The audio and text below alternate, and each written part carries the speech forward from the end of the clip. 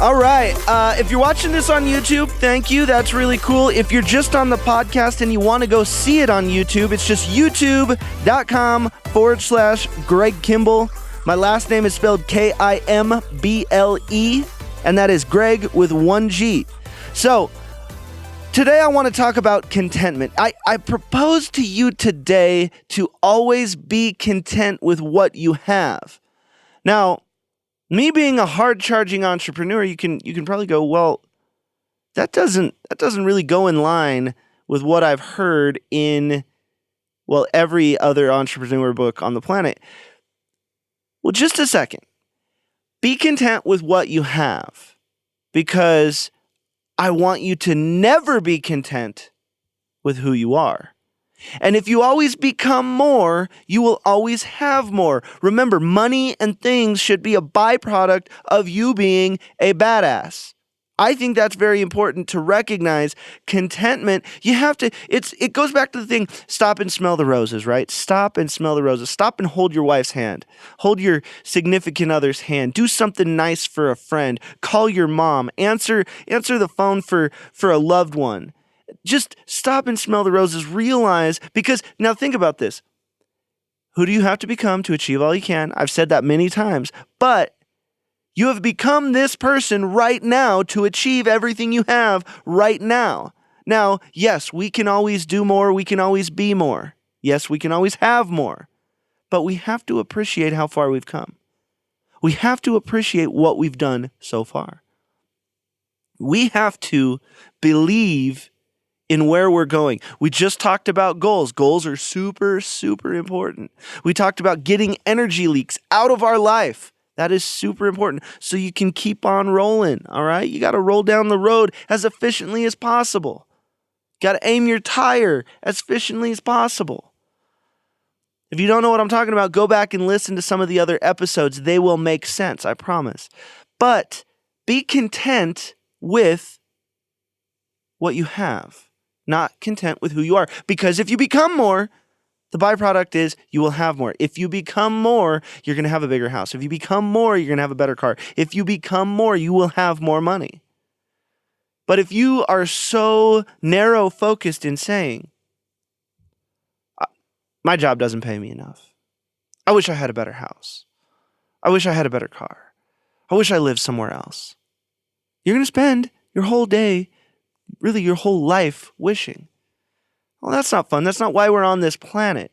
We're supposed to make a difference. We're supposed to make a difference in the lives of everyone around us. I truly believe that.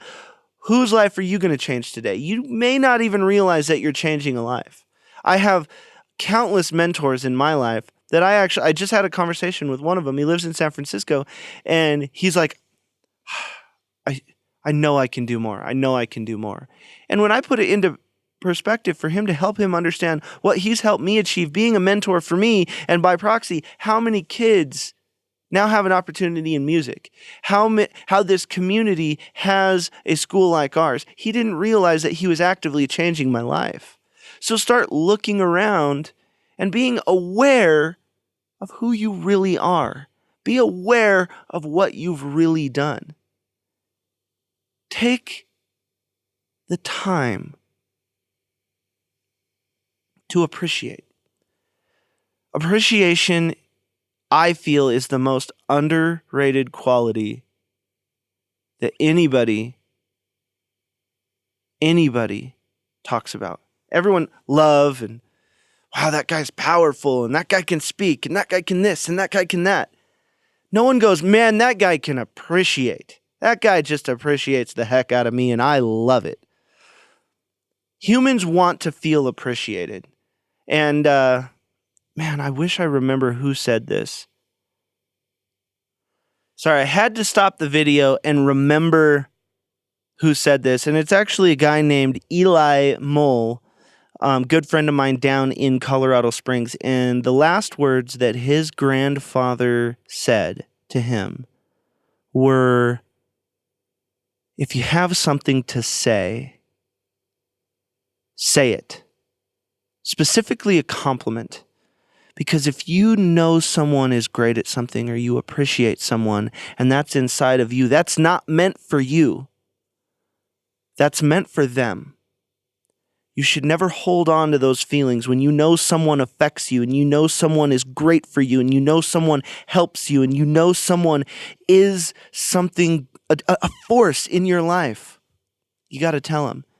If you have someone that you love in your life, you've got to tell them. If you have someone who makes a difference in your life, you've got to tell them. You have to let that part of you out and you have to give those compliments. You have to give that communication. You have to never hold something in, because if someone is making a difference in your life and you know that you should tell them and you have that like little feeling and that little struggle, that's meant for them, not you. You should not keep it captive. When he told me that story, I thought that it was so beautiful and so touching and so moving. That's why specifically in this, I had to stop the video and pick it up so that I could tell you exactly who said it, because that really impacted me. So if you have something inside of you, tell them. We should feel appreciated in life. And going back to the contentment thing, I think that it's like a yin and yang. It is a balance. You should have contentment and ambition. Ambition in who you are, contentment in what you have. If you only have ambition, that's called greed. If you only have contentment, that's called laziness. You need both. You have to have both to achieve anything of worth. But when you're going along the road of life and someone touches you, say thank you. Don't hold that in. Everybody in the social media generation is too busy trying to remain cool. It's not needed. You want to know what's cool? I love you, Mom. I love you, Dad. I love you, wife. I love you, nephew. I love you, family. I love you, friend. And then show it. Back it up. Give them some actions of why you truly believe that. But don't forget to say it. Words are so powerful. Don't hold that in. Contentment and ambition are literally a match made in heaven. But out of balance, it could be hell. Go the final percent. This is how I'm ending it. I think that's a good one. Sorry I had to make that little cut in there, but I felt that it was very important to give recognition to who said that. And when I had to remember exactly who told me that story, because that story has impacted me. And I go out of my way to tell each and every one of my friends, look, I love you. I love you. I love you. And honestly, if you listen to any of my stuff or you listen to my podcast, you watch the YouTube, I love you too, man. I know that you can listen to a lot of people. I appreciate the fact that you chose me for these few minutes. So thank you very much. Come back next time. This has been The Final Percent.